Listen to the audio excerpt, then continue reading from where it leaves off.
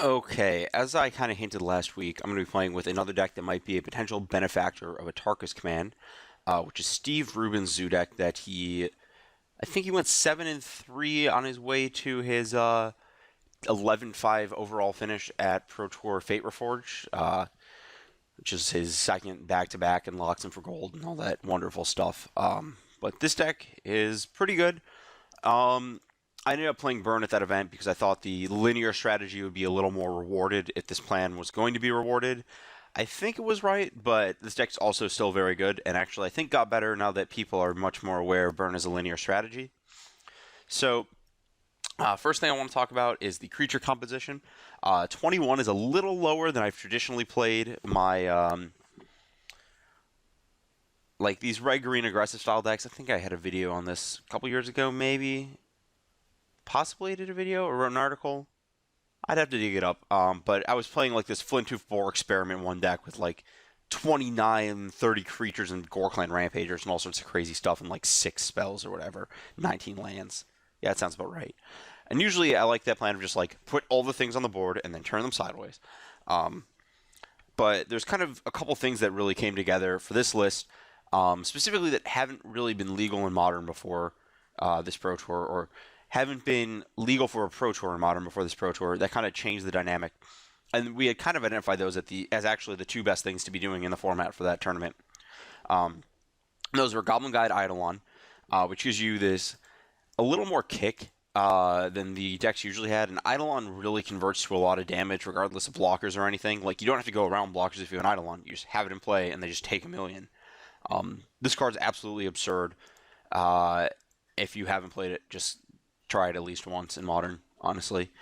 And then the other thing that was the best thing was Become Immense, which, so they banned Cruise, they banned Dig, and this was probably, well, Tassiger, but this was one of the best Delve cards left. And just simply the rate on, not on mana, like Delve, we can get to that, but like just on like card to damage output, this card is obscene. Like, has there ever been a constructed playable burn spell that does 6 damage just by itself? No, there just hasn't. Like, there just hasn't been a card that does this. Like, it reminds me of like Quenchable Fire back in Standard when like people wore that in against John, and that card was just really good if they weren't playing blue mana. And this card's the same thing, but it just costs 1 or 2 most of the time. And when you have Infect, it doubles up, or in this case with the Boros Charm combo kill, it's very easy to double up and just deal 12 and just one-shot your opponent with this.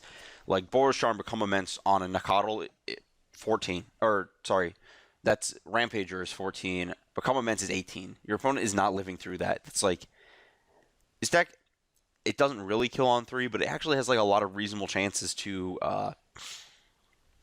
especially with people taking pain, to actually kill on 3. So, just like, there's a little bit more explosive power that didn't exist before.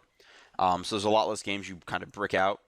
And also the simple, like, cards to damage math on Become Immense really helps, because, again, if you're flooding and you just have a Become Immense, you know, you're effectively up 2 cards if you're just counting by Philosophy of Fire, 3 damage. And that kind of helps smooth it out. So back to the creatures, we have Curd Ape, Wild Nakatl, Goblin Guide. Our mana base is trying to stay base red-green without any white, really, besides the splash. And that allows us to not play Temple Garden, which would be really awkward with Eidolon, or trying to cast, go like Rampage or Boros Charm can be awkward, not have the red mana, or like Rampage or Bolt on the same turn. Just you really want heavy red mana with this deck, and not having Lone Lion helps that.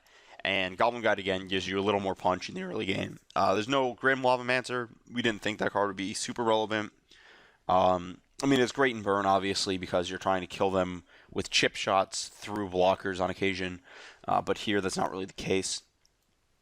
On 2, we have Eidolon and Goyf, which are basically the stock. And then Thalia as the next one up. I'm not the most impressed with the card, but it does some work. It's kind of awkward with some of your hands that have like Bolt Boros Charm is really awkward with Thalia in play. Which is why there's only 1 here and 1 on the board. There used to be more, but it could easily be replaced with like well, probably not Voice. Voice isn't super impressive. This just has like the most impact for the card. Maybe Pride Mage might be better, but that card's kind of awkward to cast with this mana base. Yeah. It's worth noting that you can delve an additional card to pay the additional 1 mana to Thalia. You've got your standard stock on the spell side. Your stock 8 1 mana zoo spells, kill their Goyf, kill their stuff, anything, whatever. And then you've got the kill you package. Rampager's the max out because it's another card like Path that lets your smaller creatures trumpet Tarmogoyf. There's not too many Boros Charm Lightning Bolt effects because you can definitely flood out on that kind of effect. Like specifically these that keep your creature in play and deal damage are kind of important at times. Mana has a bunch of fetches. It's worth noting that Windswept Heath and Wooded Foothills also made this kind of possible because the mana works way better because you actually get to play these cards, Forest and Mountain, which really helps you not die to your own lands. Another, by the way, looking at the lands, another edge to being base red green is you get to play some Copperline Gorges and again save life. This deck's actually pretty good against Burn. It's also pretty cool that Burn has to board out their Eidolons and you can keep yours in because you are going to have more creatures than them, and in the not casting spells board state of Eidolon, you are going to win that fight. There's also the 1 breeding pool to cast the Geist of Saint Draft.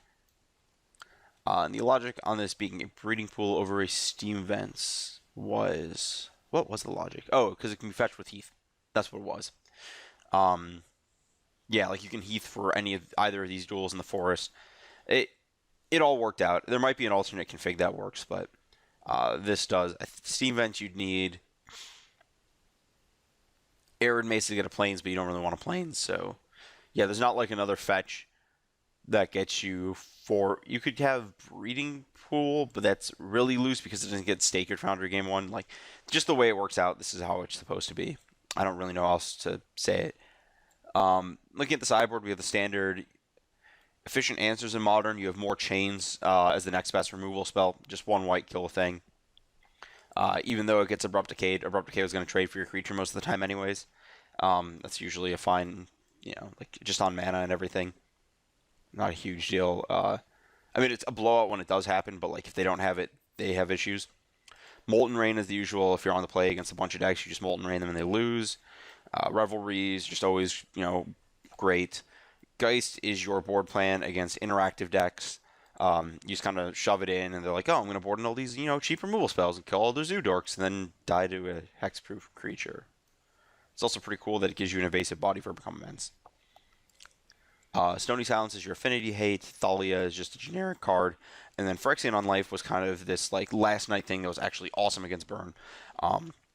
So it's not like... So it does, unlike Feed the Clans, it doesn't actually gain you... Well, Feed the Clans is also bad in this shell because there's only Goyf as a big creature. But unlike the life gain spells like Timely, it can't be Skullcracked. It's also kind of an issue like Timely that this deck's dealing them damage and they can often be behind in life and on board, and Timely just does nothing. So like unlike the life gain spells, it can't be stopped really in any way. They can board in like Destructive Revelry against it, but I don't really... It's kind of awkward. They'd be assuming Firewalker here anyways, probably. But anyways.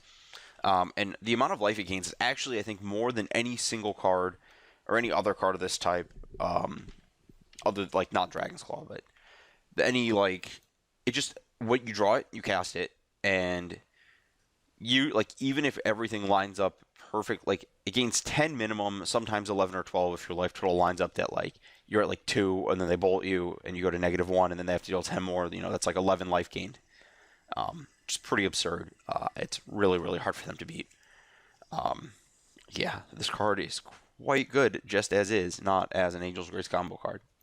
Shocking, which is one of the reasons why Ad Nauseam was good.